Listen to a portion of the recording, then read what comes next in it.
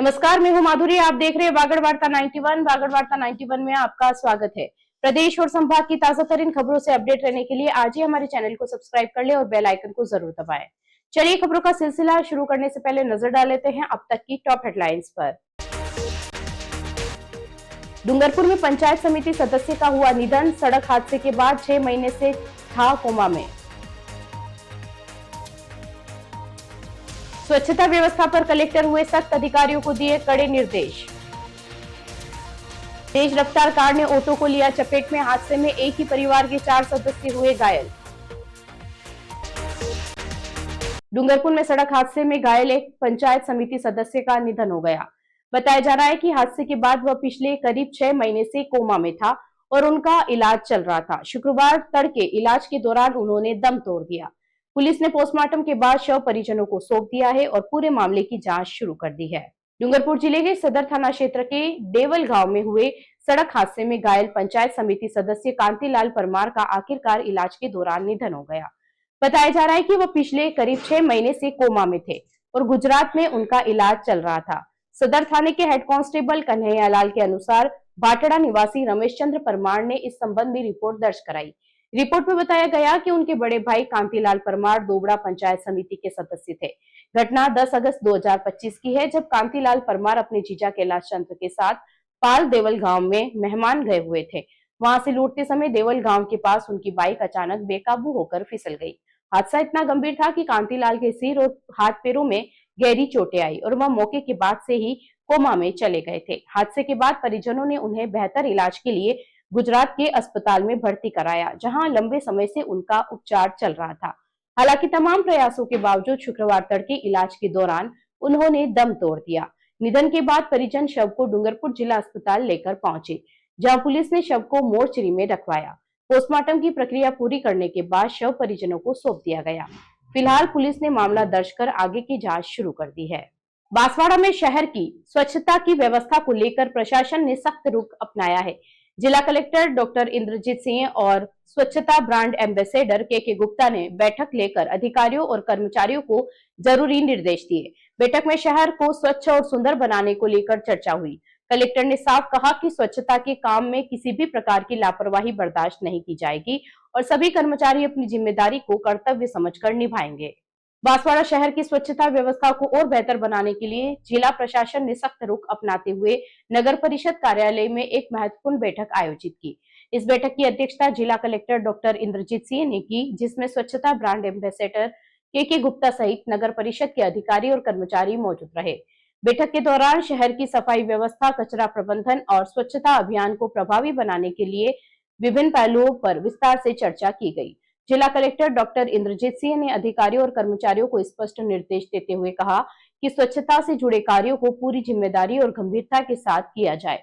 उन्होंने कहा कि अधिकारी और कर्मचारी अपने दायित्व को बोझ नहीं बल्कि कर्तव्य समझकर निभाएं। शहर को साफ सुथरा बनाए रखना प्रशासन की प्राथमिकता है और इसमें किसी भी प्रकार की लापरवाही बर्दाश्त नहीं की जाएगी।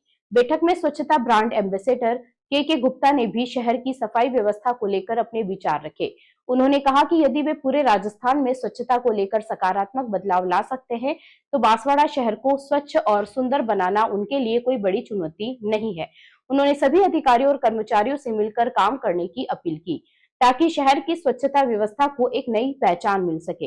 बैठक में यह भी तय किया गया कि शहर में स्वच्छता को लेकर लगातार निगरानी रखी जाएगी और सफाई व्यवस्था को और अधिक प्रभावी बनाने के लिए ठोस कदम उठाए जाएंगे। स्वच्छता राज्य सरकार का और केंद्र सरकार का बहुत ही महत्वपूर्ण एजेंडा है। इसी क्रम में हमारे स्टेट गवर्नमेंट की तरफ से स्वच्छ भारत मिशन शहरी के अंदर ब्रांड एम्बेसडर के गुप्ता जी को नियुक्त किया है। तो आज उनके अनुभव का लाभ लेने के लिए कार्यशाला का आयोजन किया गया है। ख़ास तौर पे जो लोग कचरा फैलाते हैं, एक तो उनके मैसेज देना बहुत ज़रूरी है कि ये शहर आपका है। इसको साफ रखने की जिम्मेदारी जितनी नगर परिषद की है उतनी ही जिम्मेदारी हम सभी की है। साथ में हमारी जो टीम है वो और बेहतर समन्वय से कैसे काम करे। सफाई के अलावा शहर के अंदर ग्रीनरी की भी आवश्यकता होती है और भी जो व्यवस्थाएँ हैं, खासतौर पर जो पार्क वगैरह है वो भी बेहतर होने चाहिए। उन सभी विषयों को लेकर आज कार्यशाला का आयोजन किया गया है। बांसवाड़ा में एक भीषण सड़क हादसे में एक ही परिवार के 4 लोग गंभीर रूप से घायल हो गए।